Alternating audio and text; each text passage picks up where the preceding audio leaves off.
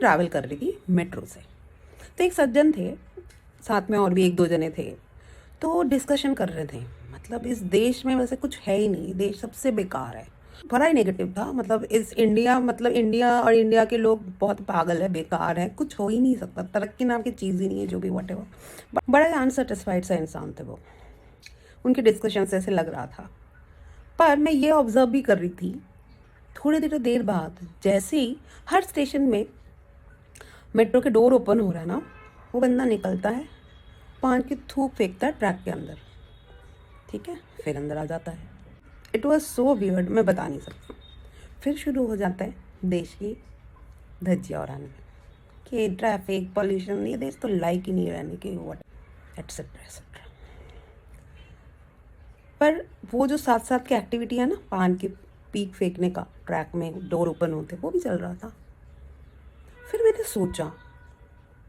सोच हमेशा आते हैं मेरे में तो, कि हमसे, हमारे जनरेशन से जो 5-6 जनरेशन पीछे थे लोग, उन्होंने भी शायद ऐसे कोसते होंगे देश को, क्योंकि वो तो पैदा ही ऐसे हुए थे ना, पराधीन भारत, ब्रिटिशर्स के अंडर भारत। तब आप समझ सकते हो कि एक सिटीजन का क्या हाल होगा। ये जो बोल रहा था ना, इतना बोलने का भी उनको आज़ादी नहीं थी। फिर उसके अगले अगले जनरेशन ने फाइट किया, सोचा कि इस देश को हमें बचाना चाहिए ब्रिटिशर से, तो बहुत लड़े, खून बहाए, ज़िंदगी दांव पे डाल दिया, ठीक है। वो दोनों दो और जनरेशन मिलके ये करा, उन्होंने ये नहीं सोचा कि कोई और करेगा, उन्होंने खुद इनिशिएटिव लिया। वो पूरे जनरेशन जो है ऐसे ही अपना ज़िंदगी दांव पे लगा दिया देश को इंडिपेंडेंट करने के लिए। फिर अगला जो 2 जनरेशन आता है, जहाँ पे हमारे परदादा दादा, उन्होंने ऐसे देश को देखा जहाँ पे आज़ादी की लड़ाई चल रही है, फिर आज़ाद भी हुआ देश, पूरा अराजकता है, कुछ नहीं है, ठीक है। उसमें भी उन्होंने अपने आप को इस्टेब्लिश किया। वो गवर्नमेंट से कुछ एक्सपेक्ट ही नहीं कर सकते थे, क्योंकि गवर्नमेंट तो था ही नहीं ढंग का, तब तो सब बन ही रहा था ना, किसी को पता ही नहीं क्या हो रहा है। कॉन्स्टिट्यूशन तो बना उसके बाद, 2 साल बाद आज़ादी के, तो वो तो गवर्नमेंट पे क्या ही चाहते। उन लोगों ने इनिशिएटिव लिया। फिर है हमारे पेरेंट्स की जनरेशन, जिन्होंने इतना तरक्की देखा ही नहीं। घर में ब्लैक एंड वाइट टीवी हुआ करता था, मैं जब छोटी थी, वो भी जिनके घर में होता था भाई, वो बहुत ही ठीक ठाक फैमिली, मतलब इनकम लेवल वाले लोग माना जाते थे। बहुत पुरानी बातें नहीं है ना।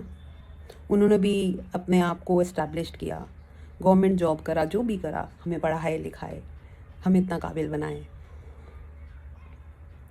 गवर्नमेंट जो भी कर रहा था अपना काम कर रहा था। अब हमारे जनरेशन को सब मिल रहा है, क्या नहीं है इस जनरेशन के अंदर, आप बताइए। मैं तो अपने आप को बहुत खुश नसीब समझती हूँ और बहुत प्राउड भी फील होता है। ये पिछले 5-6 जनरेशन जिन्होंने इतना अपना मेहनत डाल के ऐसा देश बना के गए, जो हमें खुली सांस लेने के लिए आज़ादी देते हैं, कुछ भी ऐसे बोलने का आज़ादी देते हैं। उन्होंने कभी सोचा नहीं है कि गवर्नमेंट क्या करेगा, कौन क्या करेगा, उन्होंने खुद इनिशिएटिव लिया। ये जो सज्जन थे ना, इनका काम ही है बकवास करने का।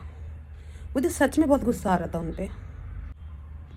तुम मतलब तुम बोले जा रहे हो, क्यों बोल रहे हो भाई? तुम्हारा कंट्रीब्यूशन कहीं नहीं है, तुम तो खराब कर रहे हो चीज़ों को। किसने हक दे दिया इतना बड़ी बड़ी बातें बोलने की, जब आप कुछ कंट्रीब्यूट ही नहीं कर रहे हो? तो लोग कार में चलते हैं, वही देश के धज्जियाँ उड़ाते हैं, बातें करते हैं, देश में कुछ नहीं, पॉल्यूशन नहीं है, फिर चलते फिरते खाते हुए देखो रैपर्स बाहर फेंक देते हैं और देश के धज्जियाँ उड़ा रहे साथ साथ, ठीक है।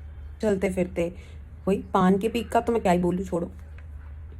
पब्लिक टॉयलेट जैसे उनके दादाजी ने खरीद के गए हैं, बस रोड साइड वाले एरिया, उनको टॉयलेट की आज़ादी है भाई। प्लीज़ पिछले जनरेशन के एग्जाम्पल ले लो।